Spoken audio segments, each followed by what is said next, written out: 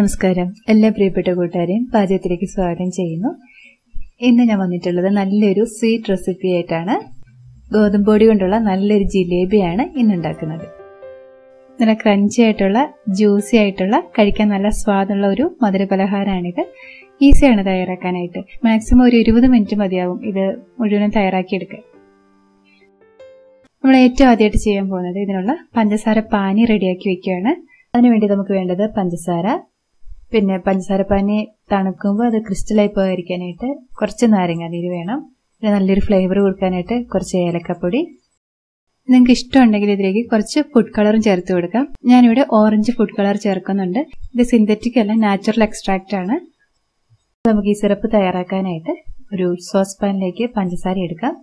ഞാനിവിടെ 1.5 കപ്പ് പഞ്ചസാരയാണ് എടുത്തിരിക്കുന്നത്. അതായത് 350 ഗ്രാം പഞ്ചസാരയുണ്ട്.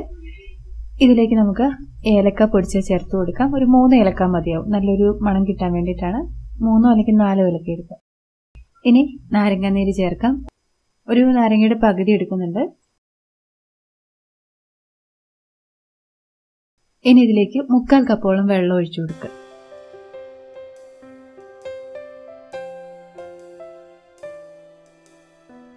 ഇനി ഫ്ലെയിം ഓൺ ചെയ്ത് ഈ പഞ്ചസാര മുഴുവൻ അലിയുന്നത് വരെ നമുക്ക് ഇളക്കി കൊടുക്കാം. ഈ പഞ്ചസാര എല്ലാം അലിഞ്ഞു വന്നിട്ടുണ്ട്. ഇനി നന്നായിട്ട് തിളപ്പിച്ചെടുക്കണം. ഇപ്പൊ നന്നായിട്ട് തിള വന്ന് തുടങ്ങിയിട്ടുണ്ട്. ഇങ്ങനെ തിള വന്ന് തുടങ്ങിക്കഴിഞ്ഞാൽ പിന്നെ നമ്മളിത് അധികം നേരം ഇളക്കി കൊടുക്കരുത്. ഇപ്പൊ ഞാൻ തീ ഒന്ന് കുറച്ച് വെക്കുന്നുണ്ട്. ഇപ്പം മീഡിയം ഫ്ലെയിമിനേക്കാൾ ഇത് അല്പം കൂടി കുറവാണിത്. നമുക്ക് ഈ പാനിക്ക് വേണ്ട പാകം എന്ന് പറയുന്നത് ഹാഫ് സ്ട്രിങ് കൺസിസ്റ്റൻസിയാണ്. അതായത് ഒറ്റനൂൽ പരുവം എത്തുന്നതിന് തൊട്ട് മുമ്പുള്ള ഒരു സ്റ്റേജ്. ആ പാകം എത്തുന്നവരെ നമുക്കിത് ലോ മീഡിയം ഫ്ലെയിമിൽ തിളപ്പിച്ചു കൊടുക്കാം. ഇടയ്ക്കിടയ്ക്ക് പാത്രം ഒന്ന് ചുറ്റിച്ചു കൊടുക്കണം, ചൂടെല്ലായിടത്തും ഒരേപോലെ കിട്ടാനായിട്ട്. ഇടയ്ക്ക് ഇതുപോലെ ചെക്ക് ചെയ്ത് നോക്കണം. നമ്മുടെ കയ്യിൽ ഇതുപോലെ ഇട്ട് നോക്കിയിട്ട് ഇങ്ങനെ നോക്കുമ്പോൾ നമുക്ക് മനസ്സിലാവും. ഇപ്പൊ നോക്കുമ്പോൾ ഇതിന് ചെറിയൊരു ഒട്ടൽ മാത്രമേ ഉള്ളൂ. നൂല് പോലെ നമ്മുടെ കയ്യിൽ കാണാൻ പറ്റുന്നില്ല. അപ്പൊ നമുക്ക് ഒരല്പ നേരം കൂടി ഒന്ന് തിളപ്പിച്ചെടുക്കണം.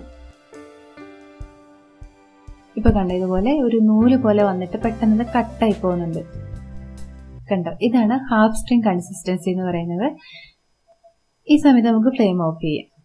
ഇനി ഇതിലേക്ക് കളർ ചേർക്കാം. എന്നിട്ട് ഇത് മാറ്റി വയ്ക്കാം.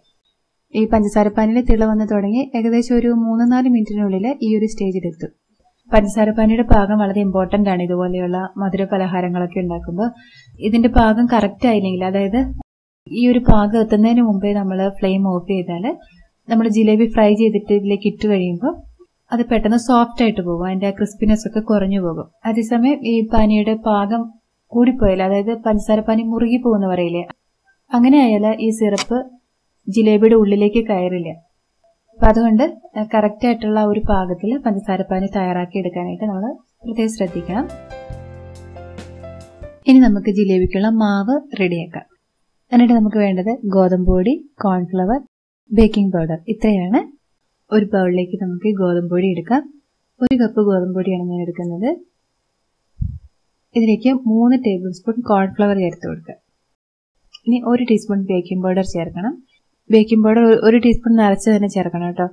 അപ്പോഴാണ് ജിലേബിക്ക് നല്ലൊരു സ്ട്രക്ചറും നല്ലൊരു കരയരിപ്പും കിട്ടുള്ളൂ.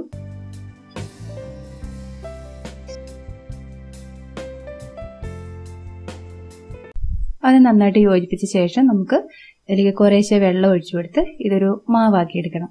അപ്പൊ വെള്ളം ആദ്യം തന്നെ നമ്മൾ മുഴുവൻ ഒഴിച്ചു കൊടുക്കരുത്. കുറേശ്ശെ ഒഴിക്കുക. മുഴുവൻ വെള്ളം ആദ്യം ഒഴിച്ചാൽ ഇതിൽ കൂടുതൽ കട്ട കെട്ടാനുള്ള ചാൻസ് ഉണ്ട്. ഈ ഒരു പാകമായി കഴിഞ്ഞാൽ വളരെ സൂക്ഷിച്ച് വേണം വെള്ളം ഒഴിക്കാൻ. നമ്മുടെ മാവ് ഒത്തിരി കട്ടി കുറഞ്ഞ മാവായി പോകാൻ പാടില്ല. അപ്പൊ നമുക്ക് ഷേപ്പ് ചെയ്തെടുക്കാൻ വളരെ ബുദ്ധിമുട്ടായിരിക്കും അത്. ഈ ഒരു പാകത്തിലാണ് നമ്മുടെ മാവ് വേണ്ടത്. ഇതിലേക്ക് പൊടി അളന്ന കപ്പില് 1 കപ്പിന് അടുത്ത വെള്ളം, 1 കപ്പ് തികച്ചില്ല, ഒരു 1.5 ടേബിൾ സ്പൂൺ വെള്ളമൊക്കെ കുറവായിരിക്കും. അത്രയും വെള്ളമാണ് ചേർത്തിരിക്കുന്നത്. അപ്പൊ ഈ ഒരു പാകത്തിലാണ് നമ്മുടെ മാവ് റെഡിയാക്കി ഇട്ടേണ്ടത്.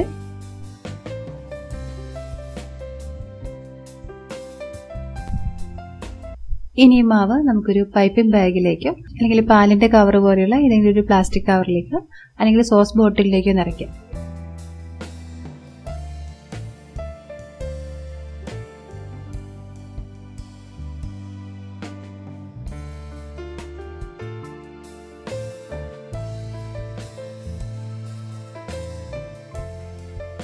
പൈപ്പിംഗ് ബാഗിലോ അല്ലെങ്കിൽ പ്ലാസ്റ്റിക് കവറിലോ ആണെങ്കിൽ ഇതിന്റെ അറ്റത്ത് ചെറുതായിട്ടൊരു ഹോൾ ഉണ്ടാക്കി കൊടുക്കാം. ഇനി ഇത് ചൂടായ എണ്ണയിലേക്ക് ചുറ്റിച്ച് ഫ്രൈ ചെയ്തെടുക്കണം. എണ്ണയുടെ ചൂട് കറക്റ്റ് ആയിട്ടുള്ളൊരു പാകമായിരിക്കണം. ചൂട് വളരെ കൂടിപ്പോകാനും പാടില്ല, തീരെ കുറഞ്ഞു പോകാനും പാടില്ല. ഈ ഒരു ഹൈറ്റിൽ എണ്ണ മതി കേട്ടോ. ഏകദേശം 1 ഇഞ്ച് ഹൈറ്റോളം എണ്ണ ഉണ്ടാവുള്ളൂ.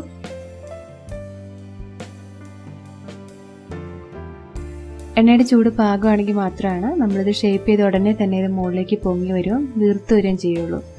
ചൂട് കുറവാണെങ്കിൽ ഇത് സാവധാനം പൊങ്ങി വരുള്ളൂ. മാത്രമല്ല ഇത് ഇതേപോലെ ഒരു പൊള്ളയായിട്ടുള്ള ഒരു സ്ട്രക്ചർ ആയിരിക്കില്ല അതിനുണ്ടാവുക. അതുപോലെ തന്നെ ചൂട് വളരെ കൂടി പോകാനും പാടില്ല. അപ്പം നമുക്ക് ഷേപ്പ് ചെയ്യാൻ വളരെ ബുദ്ധിമുട്ടായിരിക്കും. കറക്റ്റായിട്ടുള്ള ഒരു ചൂട് മെയിൻറ്റെയിൻ ചെയ്ത് ഇതുപോലെ ഷേപ്പ് ചെയ്തെടുക്കുക.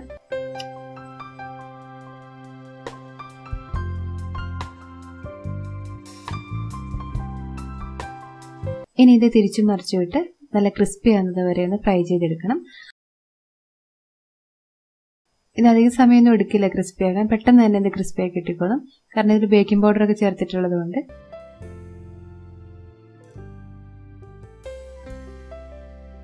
ഇപ്പൊ ഇത് പാകത്തിനായിട്ടുണ്ട്. ഇനി നമ്മൾ ചെയ്യേണ്ടത് ഇത് എണ്ണയിൽ നിന്ന് എടുത്ത ഉടനെ തന്നെ ചൂടോടുകൂടി തന്നെ നമ്മൾ ആദ്യം റെഡിയാക്കി വെച്ച ഷുഗർ സിറപ്പിലേക്ക് ഇട്ട് കൊടുക്കുക. എന്നിട്ട് ഇതേപോലെ ഒന്ന് മുക്കി പിടിക്കുക കുറച്ചു നേരത്തേക്ക്. അപ്പോഴാണ് ഈ സിറപ്പ് ഇതിലേക്ക് നന്നായിട്ട് അബ്സോർബ് ആകുന്നത്. ഈ ജിലേബിയുടെ ഉൾഭാഗം നല്ല പൊള്ളയാണ്, അതുകൊണ്ട് ഈ ഷുഗർ സിറപ്പ് ഇതിലേക്ക് നന്നായിട്ട് അബ്സോർബ് ആയിക്കോളും. ഒരു 2 മിനിറ്റോളം ഒക്കെ ഇത് മുക്കി വെച്ചാൽ മതി. അപ്പോഴേക്കും ഇതിലേക്ക് നന്നായിട്ട് ഷുഗർ സിറപ്പ് കയറിയിട്ടുണ്ടാവും.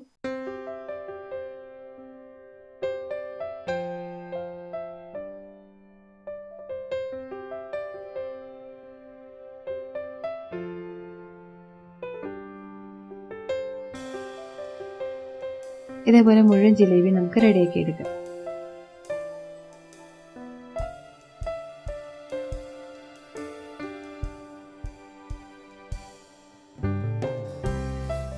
അപ്പൊ അത്രയേ ഉള്ളൂ. ഇവിടെ നല്ല ക്രഞ്ചി ആയിട്ടുള്ള നല്ല ജ്യൂസി ആയിട്ടുള്ള ജിലേബി ഇവിടെ റെഡി ആയിരിക്കുകയാണ്.